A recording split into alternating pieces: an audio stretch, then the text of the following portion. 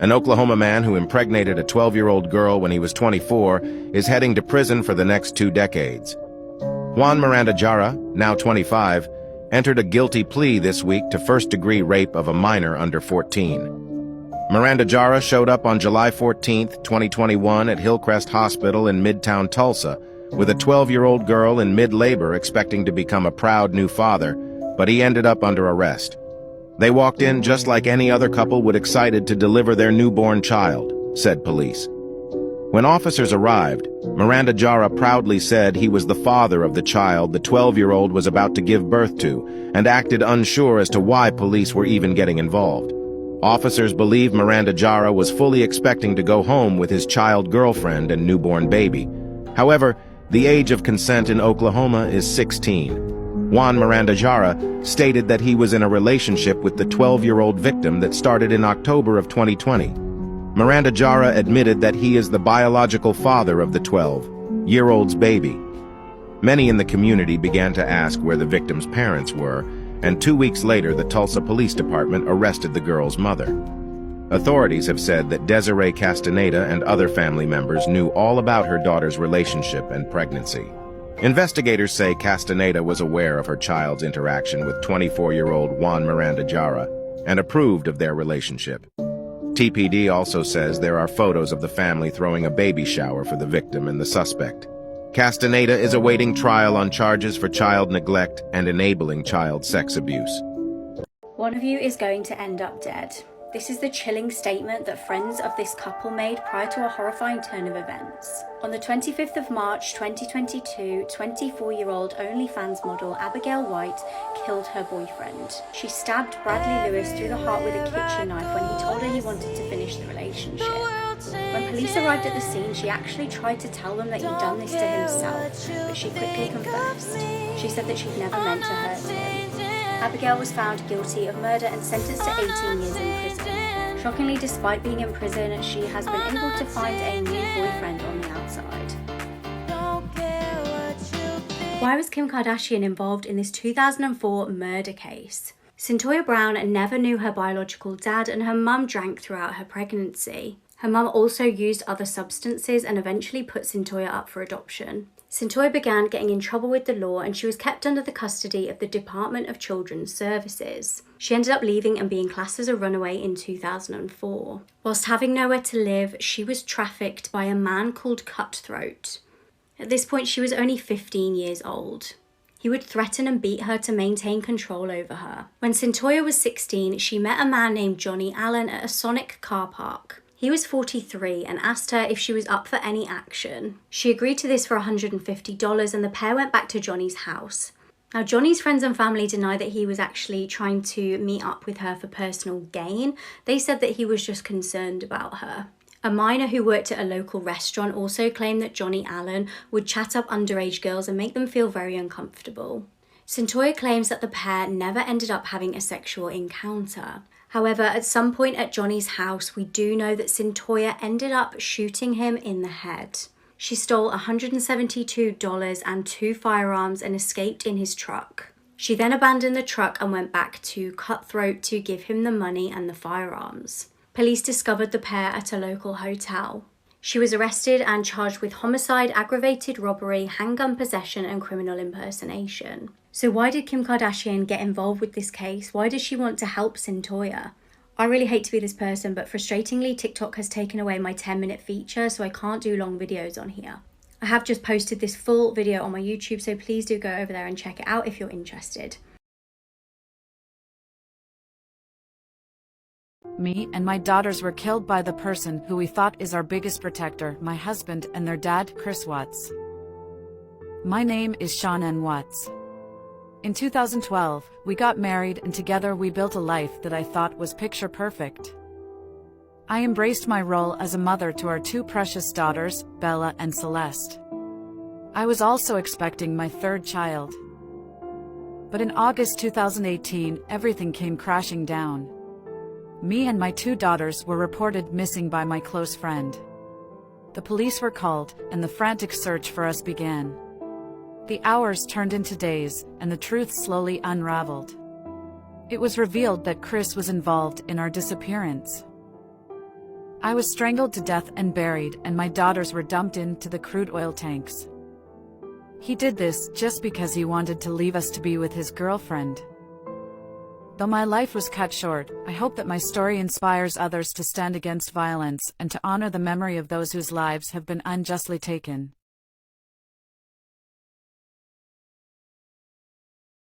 This is the UK's most famous missing boy. In September 2007, Andrew Gosden was just 14 years old. He was a very intelligent boy and was top of his class in most classes at school. He was an introvert that usually spent most of his time at home. The day before Andrew went missing seemed completely normal. He went to school, he had some tea, and then he watched some TV. However, on September the 14th, he seemed more irritable than normal. Instead of getting the bus to school that morning like his parents thought he was, he went to a cash point and withdrew £200. CCTV then captures him walking home, where he changed his clothes into a Slipknot t-shirt. When he left the house, he didn't take his charger with him, and he also didn't take £100 that he'd saved up. He didn't take his passport, but he did take his house key, which indicates he was going to come home. He bought a one-way ticket to London and was last seen leaving King's Cross station at about 11:30. Frustratingly, the school had actually tried to contact Andrew's parents to say that he hadn't turned up to school that day, but they dialed the wrong number and left an answer phone message on the wrong phone. His family was completely cleared of any suspicion, and the family and the school and all of the students went to London and they were handing out loads of flyers. Weirdly, a year after this incident, a man came to a police station to say that he had information about Andrew. Now, the police station was unmanned, so the person spoke to this man just over an intercom system and sent a police officer down there. Mysteriously, by the time the police officer arrived, the person had vanished. This is what Andrew might look like now, just being the age that he may be if he's still alive. Theories about this case is that he may have gone to London to meet up with someone or go to a concert. Was he lured there by somebody with bad intentions, or was he just going there for the day, gonna come back, and was at the wrong place at the wrong time and somebody did something bad to him? In 2009, the family paid for a search of the River Thames to try and find some sort of closure. The search did find a body, but it wasn't Andrew's. The most up-to-date information that we have on this case is that 2 men were arrested on suspicion of kidnapping Andrew, but they've actually been released. I'm not trying to alarm anyone, but I think everyone living in Oregon should be aware of what's about to happen. This is Richard Gilmore, also known as the Serial. He's been in prison since 1987 after being found guilty of sexually assaulting a 13-year-old girl. But he admitted to sexually assaulting 9 other girls and women. Unfortunately, he wasn't tried for the other attacks because they fell just outside the statute of limitations. He got his nickname because he would case out his victims' homes in Portland, Oregon in the 70s and 80s while jogging, and he would return later to attack. Well, after having his sentence cut in half just 1 year after being convicted, Richard is about to be released from prison on December 16th of this year. He will be released into transitional housing in Multnomah County, but the most disgusting part is that once released, he will only be classified as a level 1 sex offender, which is considered at the lowest risk of reoffending. This is shocking to me because the last psychological evaluation that was done on him was done in 2016, and that evaluation deemed him dangerous to society stemming from a mental or emotional disorder predisposing him to crime. Once released from prison, he will be on supervision until 2034. But even though he'll have to register as a sex offender for the rest of his life, because he is classified as a level 1 offender, the state and county is not required to notify any of his neighbors that he is a sex offender. This is so scary as a parent that someone with this violent of a history could possibly move in next door with absolutely no warning. His victims are outraged that he isn't being classified as a higher level offender, especially considering that at the time of his trial, he was labeled a very dangerous offender. What's even scarier is that right now it's being reported that Richard could be required to have no contact with his victims. Could be? I'm sorry, but that is absolutely just not enough. I can't even imagine how they must be feeling right now. So if you live in Oregon, please be aware that this man will be released on December 16th, and please stay safe. This is the case that taught me that some fates are worse than death. Blanche Monier was born in France on March 1st, 1849, into a very bourgeoisie family. She grew into a socialite and was sought after by many suitors as she was very well known for her stunning good looks.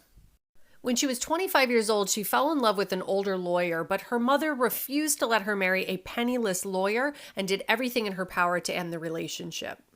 Blanche could not be swayed despite her mother's best efforts, and one day the beautiful young girl simply vanished. Her mother and brother publicly mourned her loss and told everyone they thought she'd just run away. And then one day in 1901, 25 years after she disappeared, the Attorney General of Paris received an anonymous note. The note read, quote, "Monsieur Attorney General, I have the honor to inform you of an exceptionally serious occurrence. I speak of a spinster who is locked up in Madame Monier's house, half-starved and living on putrid litter for the past 25 years, in a word, in her own filth." Luckily, the police took the note seriously, went to the home to investigate, and initially Blanche's mother wouldn't let them in the home, but they forced their way through and into the house. On the second floor of the home, they found a, quote, "tiny, dark, foul-smelling room," and when they pried open the windows, they were horrified by what they saw. Blanche was on a bed in the room, covered in her own filth, quote, "a gaunt creature with abundant black hair hiding her body." Blanche had shrunk to just over 50 pounds and was, quote, "covered in food and her own filth, with bugs all around the bed and the floor." She had been locked in that room for 25 years without sunlight or human interaction, was clearly underfed, and barely looked human. Quote, "Blanche seemed like a scared animal when the officers took her out of there." One officer said, quote, "The unfortunate woman was lying without clothes on a rotten straw mattress. All around her was formed a sort of crust made from her own filth, fragments of meat, vegetables, fish, and rotten bread. We also saw oyster shells and bugs running across Mademoiselle Monier's bed. The air was so unbreathable, the odor given off by the room was so rank that it was impossible for us to stay any longer to proceed with our investigation." The New York Times reported, quote, "Time passed and Blanche was no longer young. The attorney she so loved died in 1885. During all that time, the girl was confined to the lonely room, fed with scraps from her mother's table when she received any food at all. Not a ray of light penetrated her dungeon, and what she suffered can only be surmised." Blanche's brother was sentenced to 15 months for his role in the crime, but was later released because he never physically restricted her movements in any way. Blanche's mother was arrested but passed away in prison just 15 days later. Blanche was too far gone to return to society, so she was committed to a mental hospital where she passed away just 12 years later. Imagine being buried under a kitchen floor. This is the horrific true crime of Andrew Innes, requested by a follower.